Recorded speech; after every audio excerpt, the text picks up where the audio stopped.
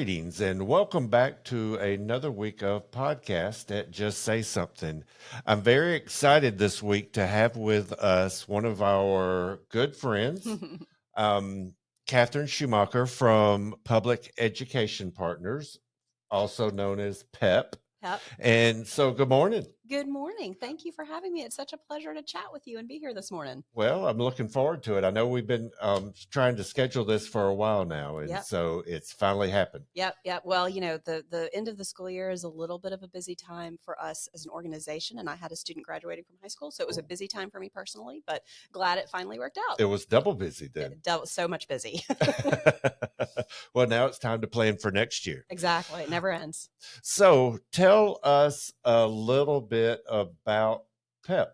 So, Public Education Partners was founded in the mid 80s by basically the same business leaders that, looked at downtown Greenville and said, Greenville can be more and Greenville can be better. And at the time, they really felt that a way to improve the outcomes from our public school system was for the private sector to really build the connectivity with our schools. So, we say that we are an innovation lab for Greenville County Schools and also just a champion for public education in general. And our mission is to lead the community to act collectively to strengthen, support, and advance public education and student achievement in Greenville County Schools. And so that is sort of what we are focused on 24/7 all year long.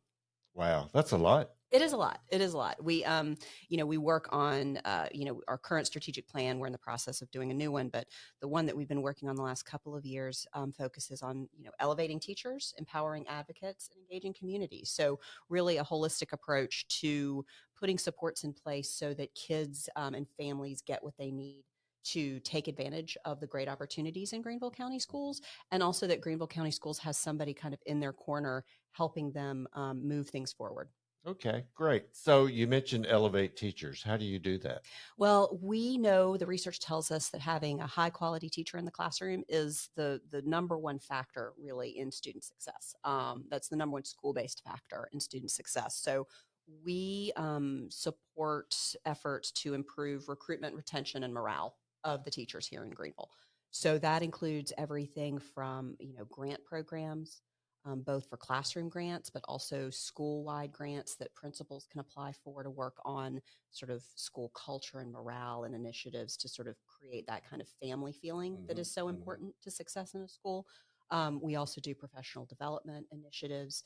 We also just do some fun things for teachers. One of the things that people might see a lot of is we do Teach GCS night at the Greenville Drive game in April. And so it's a night when teachers in Greenville County Schools can get a free ticket to the game.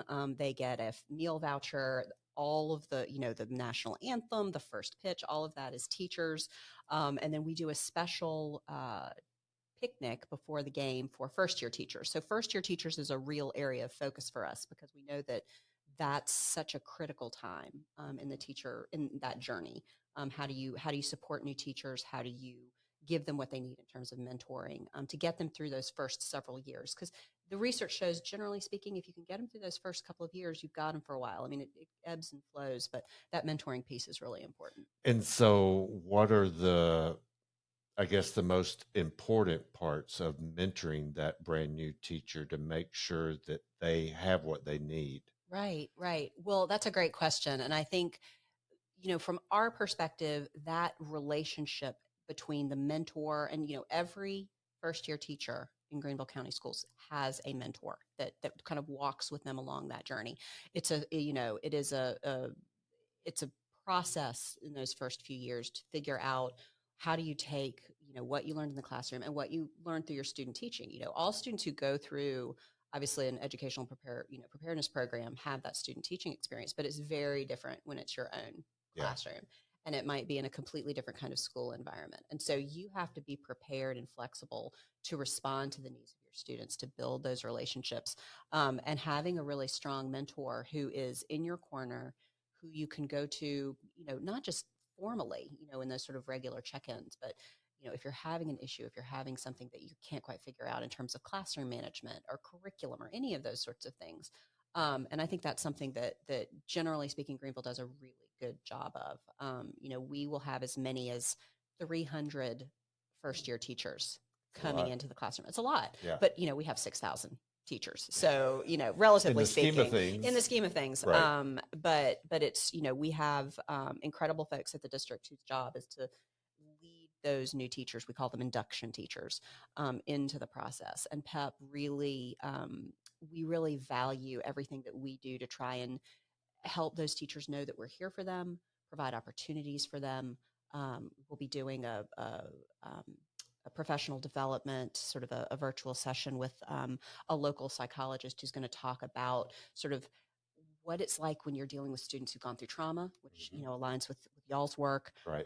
How do you manage those feelings that you're going to get from seeing that, from how help working to support that student?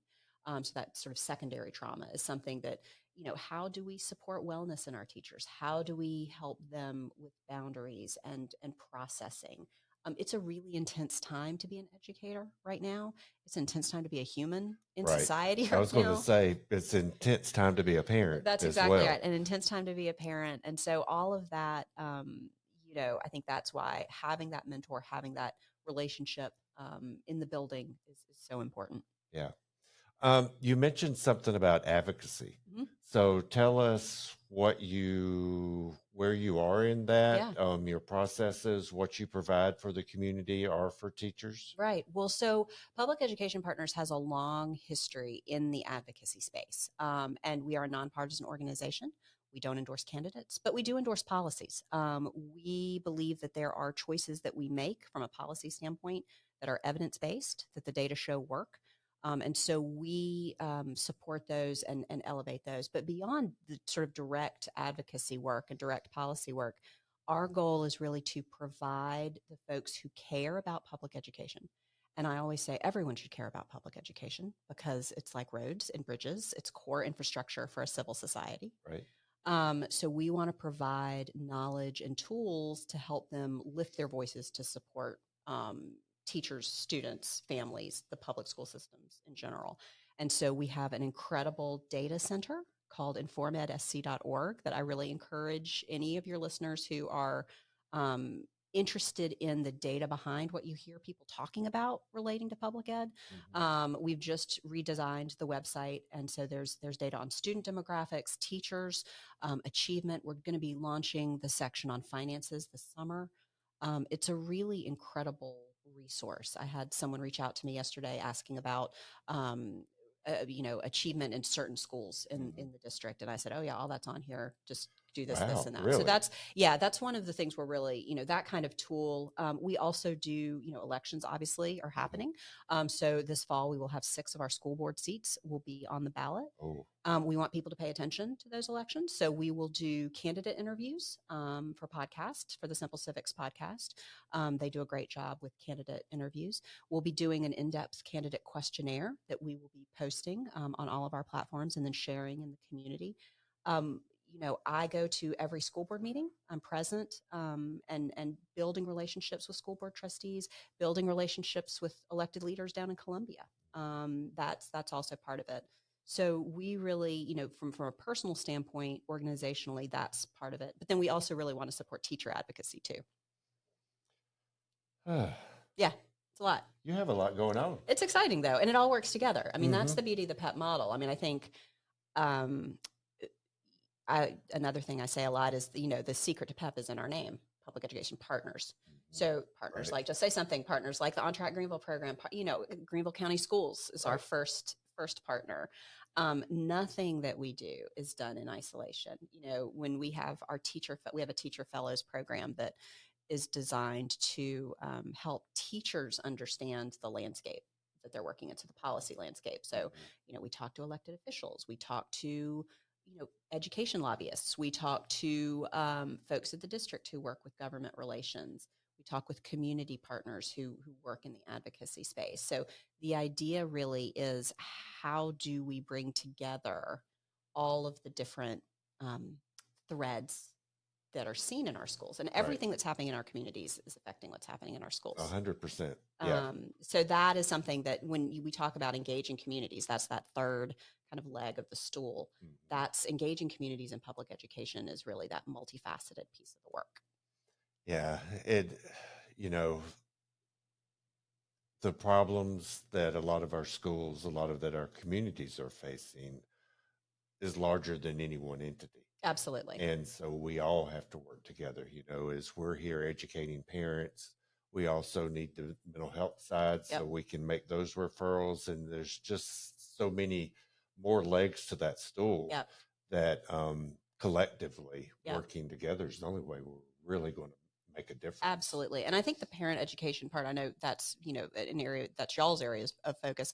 And I think it's something that as we've gone through this new strategic planning process, we have heard a lot of need for parents, particularly those who are, coming from, communities in poverty, and how do they navigate what is a complex system? We have so many incredible opportunities in Greenville for students, dual enrollment, the incredible career and technical education centers, options for AP classes, and all of these things that it's hard to navigate. I have all the resources in the world, and it's been hard for me to navigate with my two boys. Right. And so I think something that we are going to maybe lean into a little bit more is that how do we support families? How do we encourage families to be involved, to be present to the extent that they can be? But how do they learn the lingo? How do they advocate for their child and for the best possible outcomes for their child? And how can we as a community support that journey? Right. And so part of that is one of my goals is to have like a parent coach. Mm-hmm. So as parents go through our programs, it's always that next step. They're like, okay, now what? Yep. And so we have people help navigate that now what Yep. to connect them to services, Yep. programs, or whatever that family needs to make them whole. Yep. And so there's conversations around that. So that's another way that we can partner Yep. to bring that to fruition. Yeah. Because the parents really, they're dealing with so much. And we realize that some of the parents, if they can get food on the table, Right. that's a wonderful thing. That's right. They don't have time to do a PTA fundraiser. Right. Necessarily. Right. PTA is the last thing on their mind. Right. I need a roof over my head. My kids need clothes. We need to eat. Right. And so many times parents are just focused on that we need to be able to provide them with some tools and skills so they can have some hope. Yep. For the future. Well, and I think so. It's funny because what you're talking about is almost like it's mentoring, right? Mm-hmm. And so that is actually something we have a new project, a new program that we piloted this spring in partnership with Pleasant Valley Connection and Upstate Circle of Friends. That's called Parent Leadership Partners, and it is almost exactly that. It is a group of parents that we brought together in a kind of a cohort model, and we coached them really and provided them with here's how this works. This is how this part of the system works. Here's what self-advocacy looks like. Here's some information about sort of educational policy. And now that initial group of 10 graduates, I think we're trying to figure out, okay, so how can we get those folks to mentor, be navigators for another group of parents? Mm-hmm. And then it's this sort of domino effect, right? You throw so throwing that stone in the pond. And I think that's really for all of us who are working in this space, where we don't want to do two, we want to do with, right? We want to impact with. And so how do we partner with organizations in the communities that we know we can help and sort of provide with more tools and power and all of those sort of voice, all of those sorts of things. So that's really a priority for us. And I'm really excited to see how that evolves in the next phase of our work. Yeah, that's great. There's a huge need for that. So there's another leg of that stool that we can, more than us, collectively can make a difference. So I know we're running out of time. Is there one other thing? Well, one thing I want you to share the website where that dashboard is again. Yep, sure. And is there one thing that you haven't mentioned about PEP that you would like for our listeners to know? Absolutely. So I'll mention a couple of things. So first of all, our main website is pepgc.org. So that is our organization, pepgc.org. And from that website, you can get to our data center, which is informedsc.org. So it looks like informedsc.org. So that is a separate but sister site. So both of those sites you can access. I really encourage folks to follow us on social media. We have, we really lean into social media a lot. So we're at PEP Greenville on all your platforms, which is really fun. And we love not only to post our own our own content, but we are very intentional about sharing for our community partners and sort of leveraging those to build up that network. I think the thing I would really encourage folks to do is to remember that a strong public school system, and we have one of the best school districts in the state of South Carolina, and in just this is a stellar district. There are places to improve. There are always places to improve, Right. but I think we can't take it for granted. And so that's something I really want folks, regardless of whether you have kids in the district, um, we cannot assume that we can't rest on our laurels, and we can't assume we need to continue to invest in our school district. We need to continue to support teachers. We need to pay attention. So I think that's the most important message that I want to share. All right. Wonderful. Well, Catherine, thank you for being with us today. Well, thank you for having me. Enjoyed having this time to be able to sit down and discuss what PEP is doing and the support that you're giving. I know our teachers and I know our schools are grateful to have PEP, and our community is grateful. So Well, thank you for all the work that you do. thank you very much, and we're so proud to be part of partnership with Just Say Something and the work that you do as well. So thank you for having me. Absolutely. Well, that's another episode of Just Say Something's weekly podcast. We will be back with you in another week. And until then, if you need anything, check us out at justsaysomethingsc.org or give us a call here at 864-467-4099. We'll see you next week.